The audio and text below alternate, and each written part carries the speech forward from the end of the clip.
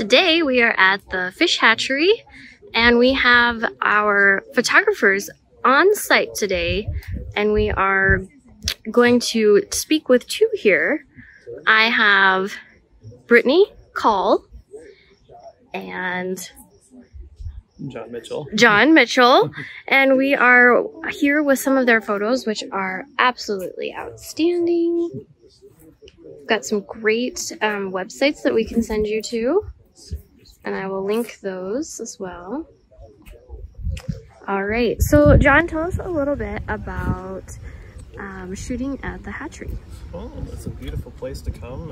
We both enjoy walking through the grounds, and oftentimes you might see a lot of wildlife. I mean, this eagle was taken here actually, and same with the geese here. And you just never know what you're going to find when you walk through. So it's just a beautiful place to be, and very grateful to have it in our town. Thank you so much. And you were actually a winner last year, is that right, with our photo contest? I was. It was this photo here, and that was taken during Christmas time when they kind of light up the visitor center there, and just the way the lights reflected off the water was a really neat scene. So fabulous. Yes, thank you very much. All right, and Brittany, tell us a little bit about some of your favorite things about shooting at the hatchery. The wildlife, definitely, especially the bald eagles, and of course the goslings in the spring. That's always a main point to seek out and find when they finally hatch, and to kind of see them take their first steps. So as being a photographer, especially with wildlife, you get to see just the little ones grow up, or you get to see those things that you don't necessarily get to see all the time. So it's a lot of sitting and waiting, but it's a lot of fun when you're here, and especially with the fish hatchery and all the history that goes along with it. Not only, you know, with the grounds and the historic property, and you just kind of get that feeling that you're walking through history here. And so it's always so much fun. You get the rail car and the house and the museum here to photograph, and it's always a good time. Thank you so much. Thanks, guys. And we are going to be at the hatchery the rest of the day, kind of checking out the rest of the photos. So. All right, today I am here with Nathan and Black Hills Photography, and we are at the 125th celebration at the hatchery, and we have some photographers here on site. And Nathan, you have taken some photos at the hatchery. Yeah, one of the photos that I'm the most proud of up here is my drone photo that I did last year when the Booth Society was working on a fundraiser to acquire actually the entirety of this property up on the ridge above the hatchery grounds. I came out to shoot a drone photo so we could kind of show folks that would be donating to that cause the proximity to the hatchery grounds and kind of see the surrounding area. And so that's been, that was a really fun project for me to work on. One of the things that I enjoy the most about the hatchery is it changes every day.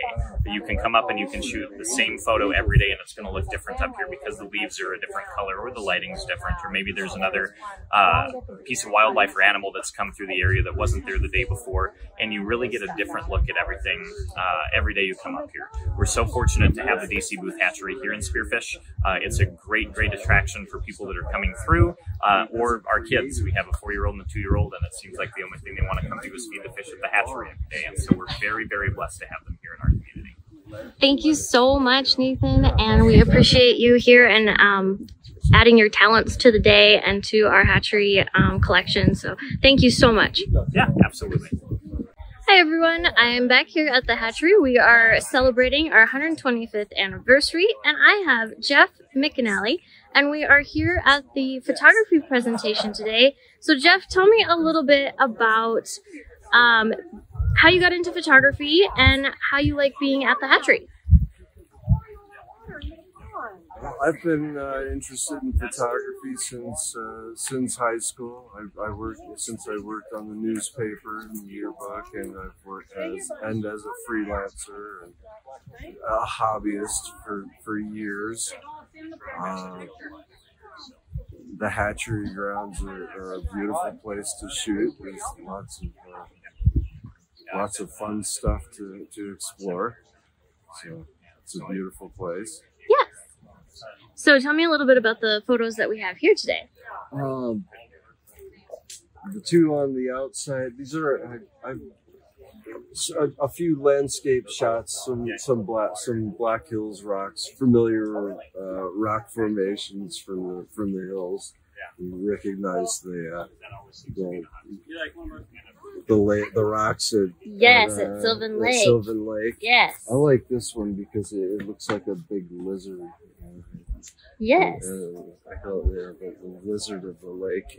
And then, I like it.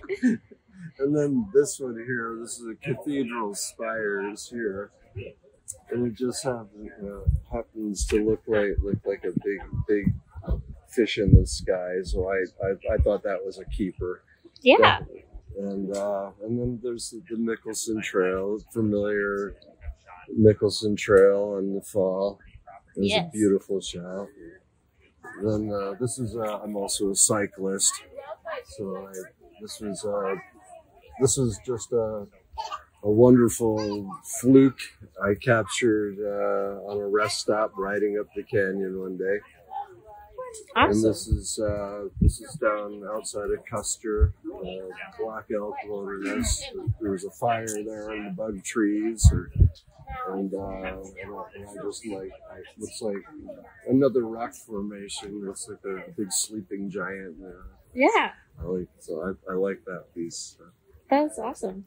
So it sounds like you have a little bit of family history with the hatchery here. Yeah, DC was my great-grandfather. His daughter, Catherine, is my grandmother. So that's how I discovered the place. My grandmother used to talk about growing up in the Black Hills and how much she loved it here. How much she always, had hoped that she could move back someday. She never made it, but I moved out here. It's been about 34 years ago and never left. Yeah. My family. I like my. At least I feel rooted here.